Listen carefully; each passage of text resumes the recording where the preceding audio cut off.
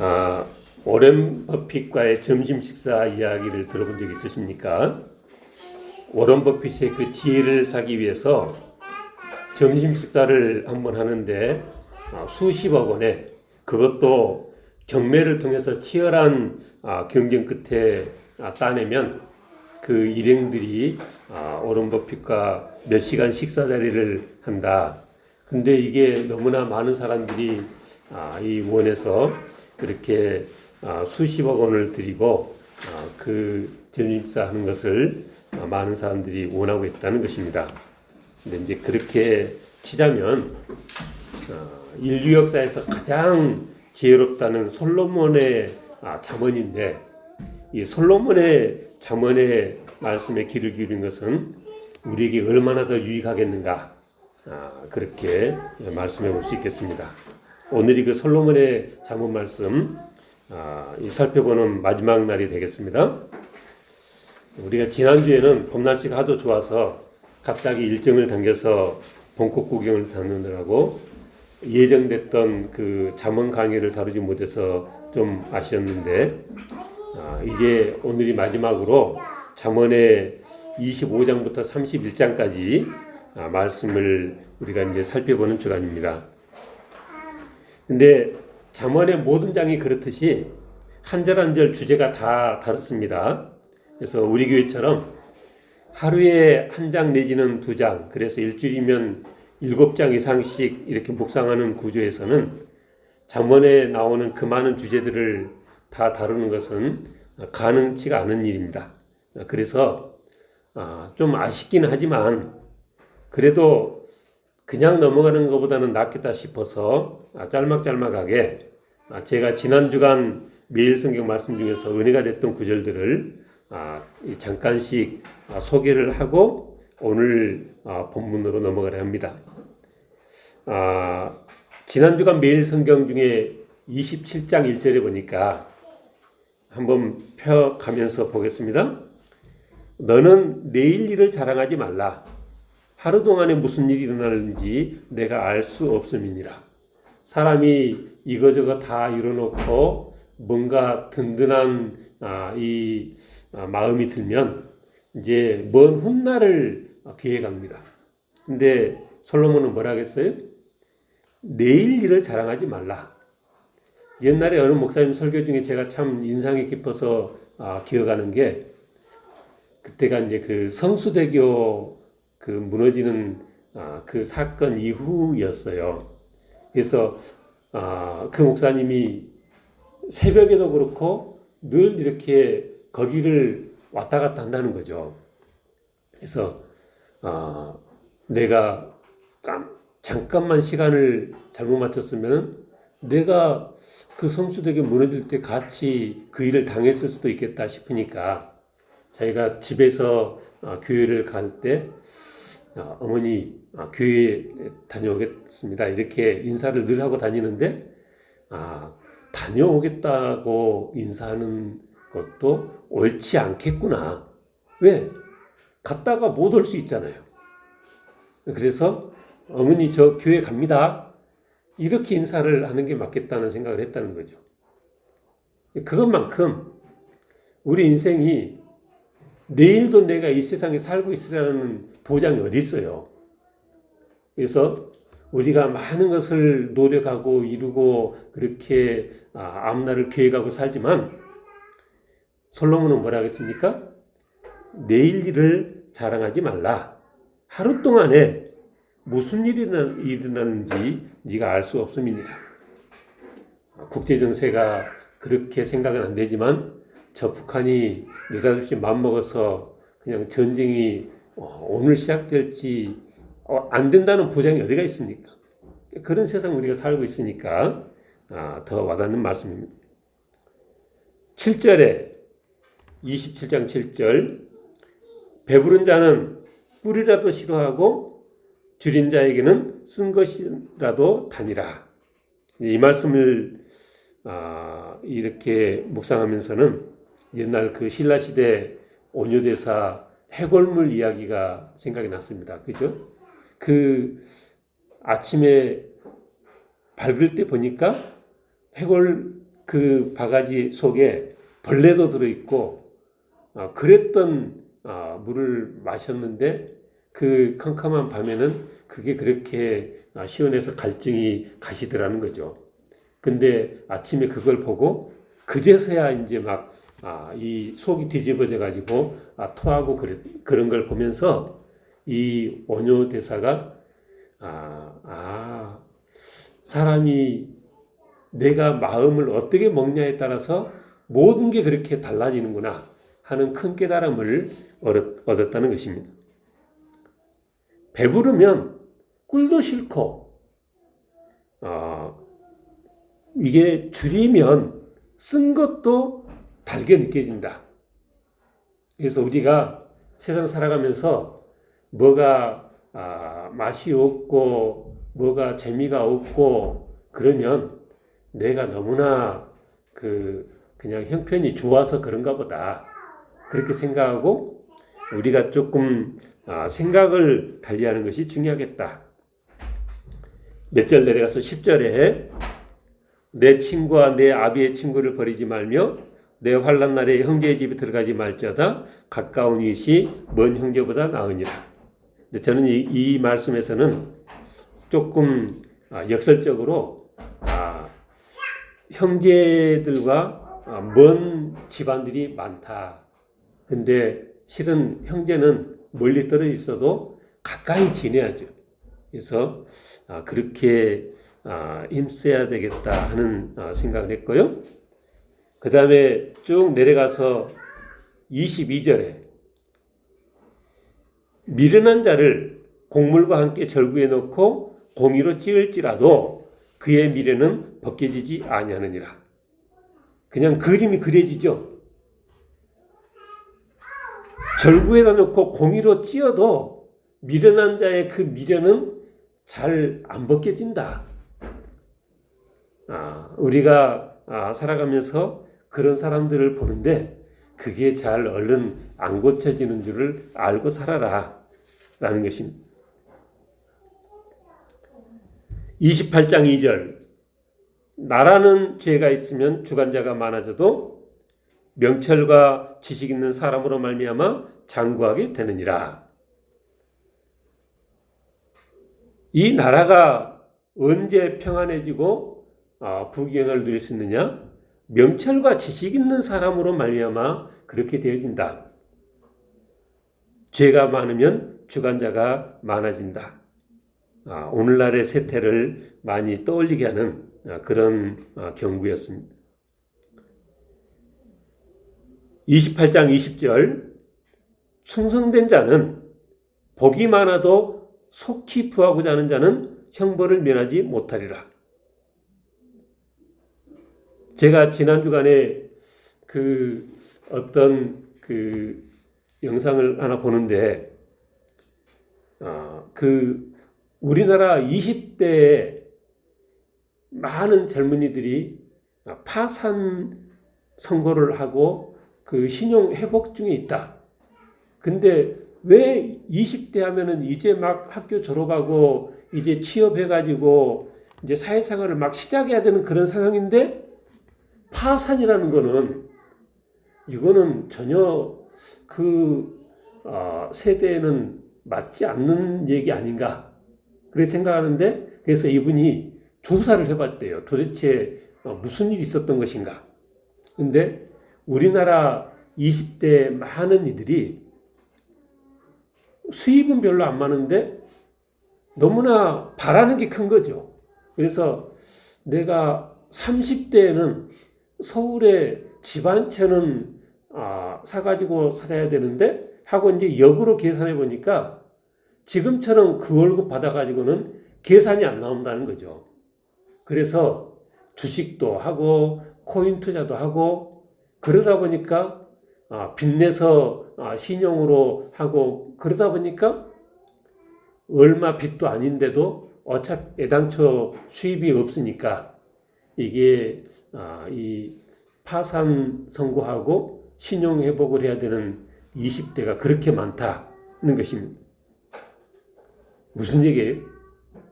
속히 부하고자 했다는 거죠. 20대만이 아니라 우리 인생이 속히 부하고자 하는 것은 지혜롭지 못하다. 속히 부하고자 하는 자는 형벌을 면하지 못할 것이라. 그렇게 썼습니다. 그리고 또 인상 깊었던 게 29장 21절. 종을 어렸을 때부터 곱게 양육하면 그가 나중에는 자식인 채하리라. 대단히 그 성품이 좋은 주인이어 가지고 종을 인격적으로 대했다. 뭐 그런 말이겠죠. 근데 종은 종답게 대해야 된다. 이제 또 그런 의미가 이 속에 담겨 있겠습니다. 종을 너무 곱게 양육하면 자기 신분을 망각하고 나중에는 자식인 채 한다. 많은 우리에게 주는 이 의미가 있다. 이렇게 생각합니다. 여기까지가 솔로몬의 잠언이고, 마지막 30장, 31장은 아굴의 잠언, 31장은 루미엘 왕을 훈계한 잠언, 그렇게 되는데, 30장에는 유명한 구절이 있습니다. 7절, 8절, 9절. 내가 두 가지를 주께 구하였사오니 내가 죽기 전에 내게 거절하지 마옵소서. 곧 헛된 것과 거짓말을 내게서 멀리하옵시며 나를 가난하게도 마옵시고 부하게도 마옵시고 오직 필요한 양식으로 나를 먹이시옵소서. 혹 내가 배불러서 하나님을 모른다 여호와가 누구냐 할까오며 혹 내가 가난하여 도둑질하고 내 하나님의 이름을 욕되게 할까 두려워합니다. 이 많은 이들이 이렇게 그 은혜를 받는 그런 이 잠언 구절입니다. 루미엘 왕을 훈계한 잠언의 31장의 4절 5절에 보니까 루미엘아 포도주를 마시는 것이 왕들에게 마땅하지 아니하고 왕들에게 마땅하지 아니하며 강조한 거죠. 독주를 찾는 것이 주권자들에게 마땅하지 않도다. 왜 왕은 주권자들은 술을 멀리해야 되느냐? 그 이유가 5절에 나오는데 술을 마시다가 법을 잊어버리고 모든 공고한 자들의 송사를 굽게 할까 두려우니라. 하나님께서 주신 이 자리를 잘 감당하기 위해서는 술도 가까이 하지 마라. 이렇게 충고했는데 오늘날은 권력을 쥐면은 그 모든 법을 이용해서 소위 법 기술을 부려서 자기들의 모든 죄를 덮고 많은 이것들을 다 누리고 정반대의 세상을 우리가 보고 있다는 것입니다. 31장 제일 마지막에 현수가 년에 대한 말을 하면서 고운 것도 거짓되고 아름다운 것도 헛되니 오직 유아를 경외하는 여자는 칭찬을 받을 것이니라.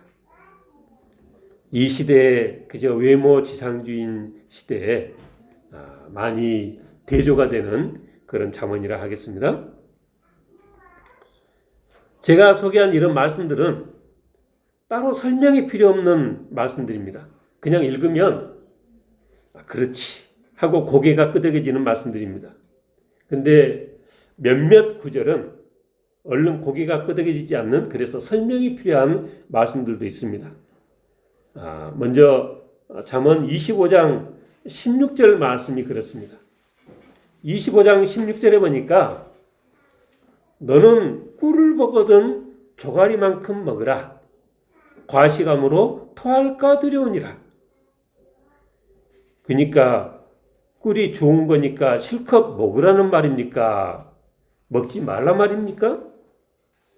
그 이어지는 과식함으로 토할까 두렵다는 말씀을 볼 때 실컷 먹으라는 말이 아니라 아무리 입에 맛있어도 적당하게 먹어야 된다.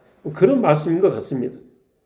근데 이제 조금 내려가서 25장 27절에는 정확하게 썼습니다. 꿀을 많이 먹는 것이 좋지 못하고 자기의 영예를 구하는 것이 헛되다. 그렇게 좋지 못하다고 정확히 쓰고 있습니다. 그래서 우리 성경에서는 이게 좀 서로 충돌되는 말처럼 번역이 됐는데, 그래서 이제 새번역 성경에서는 꿀을 발견하더라도 적당히 먹어라.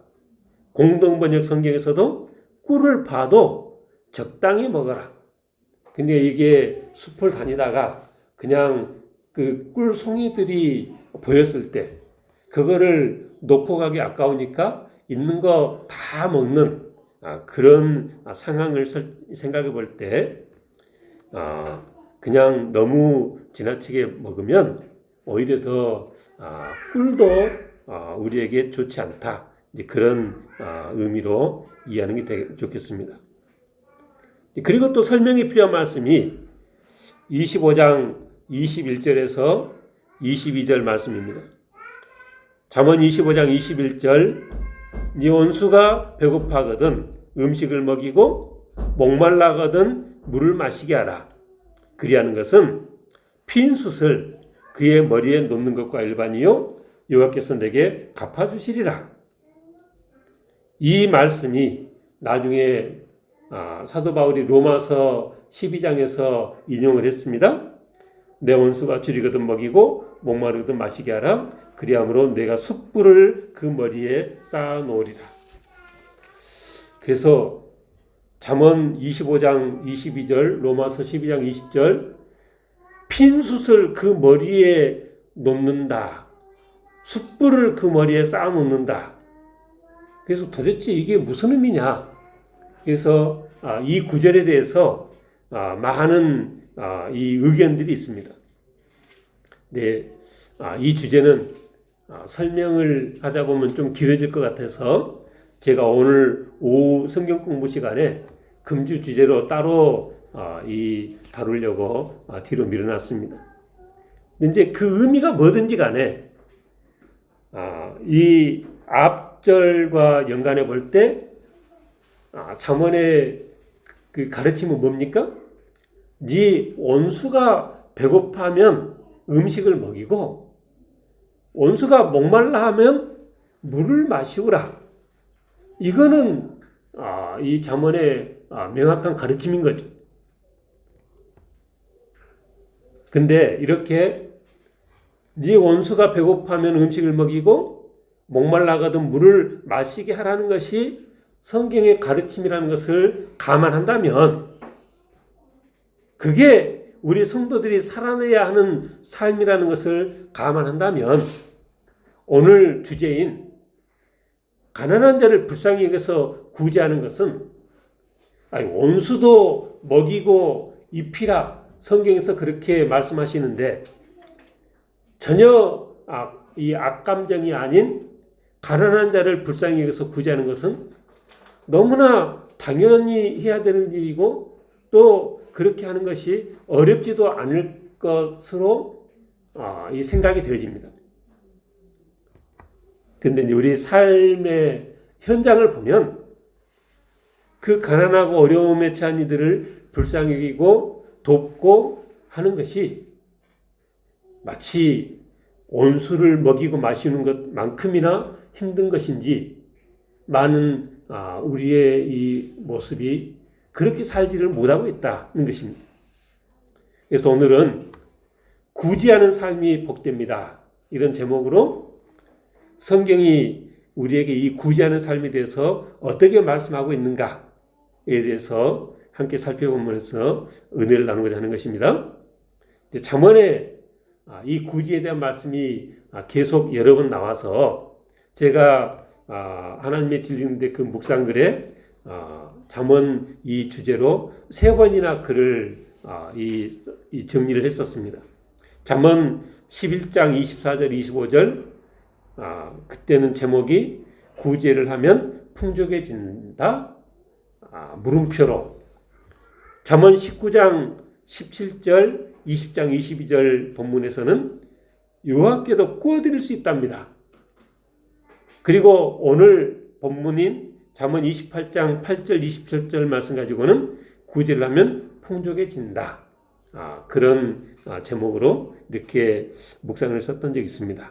그래서 이 본문들을 하나씩 살펴보면서 솔로몬이 구제하는 삶에 대해서 뭐라고 우리에게 교훈했는가 한번 살펴보면서 은혜를 나누고자 하는 것입니다.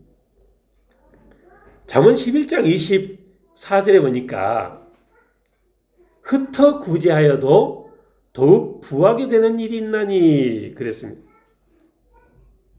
이 말은 얼른 생각해 보면 앞뒤가 맞지 않는 말입니다. 우리 말에 굳은 땅에 물이 고인다. 이런 이 속담도 있습니다. 계산상으로는 나를 위해서 썼던 남을 위해서 썼던 내 지갑을 여는 만큼 내 지갑은 가벼워지는 거죠.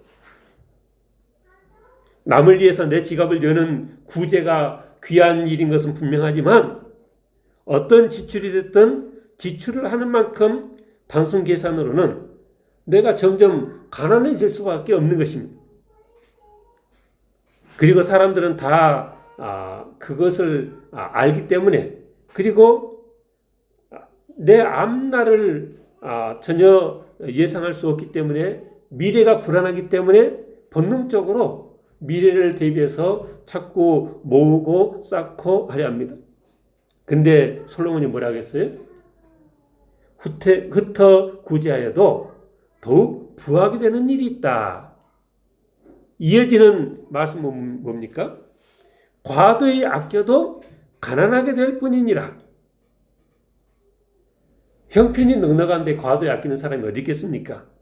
여의치 않은 형편 속에서 어떻게든 살아보려고 아끼는 것이고 그렇다 보니 마음의 여유가 없어져서 나보다 더 어려운 사람에게 구제의 손을 내밀어야 되는 그런 상황에도 내 형편을 생각하면서 그냥 돕지 못하고 넘어갑니다.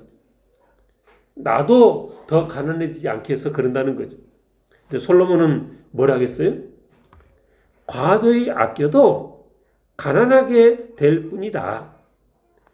구제를 좋아하는 자는 풍족하여질 것이요 남을 윤택하게 하는 자는 자기도 윤택하여지리라. 솔로몬같이 지혜로운 사람이 한 말이니까 흘려들을 말은 아닌데 이게 도대체 어떻게 받아들여야 되겠는가? 근데 잠언의 다른 말씀들을 보니까 조금은 설명이 되어집니다. 잠언 14장 31절에 보니까 가난한 사람을 학대하는 자는 그를 지으신 이를 멸시하는 자요 궁핍한 사람을 불쌍히 여기는 자는 주를 공경하는 자다 그랬습니다. 뭐라고요? 가난한 사람을 학대하는 자는 그를 지으신 이를 멸시하는 자요 궁핍한 사람을 불쌍히 여기는 자는 주를 공경하는 자다. 잠언 17장 5절 가난한 자를 조롱하는 자는 그를 지으신 주를 멸시하는 자요 사람의 재앙을 기뻐하는 자는 형벌을 면하지 못할 자니라. 우리가 어려운 사람을 돕는다고 하는 구제를 하나님께서는 하나님을 공경하는 행위로 여겨주신다는 것입니다. 하나님께서 그걸 그렇게 여기신다면 그러니까 이렇게 가난한 자들 흩어 구제하고 돕고 하는 것을 하나님을 섬기는 하나님을 공경하는 행위로 그렇게 여기신다면 솔로몬이 말한 흩어 구제에도 더 부하게 되고 구제를 좋아하면 더 풍족해진다는 말도 그럴 수 있겠다. 왜요? 하나님께서 그렇게 기특하게 여기셔서 하나님께서 하늘의 복으로 땅의 복으로 부어주시면 그렇게 되지 않겠어요? 근데 솔로몬의 이런 권면의 말씀이 자기 스스로 독창적으로 하는 말이 아니라 이미 오래전부터 하나님께서 성경에 여러 번 반복해서 강조하셨던 말씀이시다. 것이죠. 신명기 15장 7절 이하에 보니까 네 하나님 여호와께서 내게 주신 땅 어느 성읍에서든지 가난한 형제가 너와 함께 거주하거든 그 가난한 형제에게 네 마음을 완악하게 하지 말며 네 손을 움켜쥐지 말고 반드시 네 손을 그에게 펴서 그에게 필요한 대로 쓸 것을 넉넉히 구워주라. 움켜쥐지 말고 펴서 넉넉히 구워줘라. 하나님께서 가난한 자에 대해서 일부러 하신 말씀이십니다. 면제년이 가까웠다고 궁핍한 형제를 악한 눈으로 바라보며 아무것도 주지 않으면 그가 내게 호소할 것이고 그러면 그것이 너한테 죄가 될 것이다. 그러니 15장 10절 신명기 15장 10절 너는 반드시 그에게 줄 것이요 줄 때에는 아끼는 마음을 품지 말 것이니라. 이로 말미암아 내 하나님 여호와께서 네가 하는 모든 일과 네 손에 닿는 모든 일에 내게 복을 주시리라. 땅에는 언제든지 가난한 자가 그치지 아니하겠으므로 내가 내게 명령하여 이르노니 너는 반드시 내 땅 안에 내 형제 중 곤란한 자와 궁핍한 자에게 내 손을 펼지니라. 계속 나오는 게 반드시 도와라. 그냥 찔끔찔끔 돕지 말고 넉넉히 풍성하게 도와라. 출애굽기도 그렇고 곳곳에 보면 이방인과 고아와 과부와 나그네를 늘 잘 선히 대하라. 매 3년 끝에는 소산의 10분의 1을 다 저축해서 너희 주변의 레위인과 객과 고아와 과부들로 먹고 배부르게 해라. 그러면 여호와께서 네 손에 하는 모든 일에 복을 주실 것이다. 밭에서 추수할 때 그냥 곡식을 한 뭇을 놓고 왔으면 도로 가지러 가지 말고 그거 가난한 자들이 챙길 수 있도록 그렇게 남겨두면 내가 너에게 복을 주겠다. 감람나무를 떤 후에 가지를 다시 살펴보지 말아라.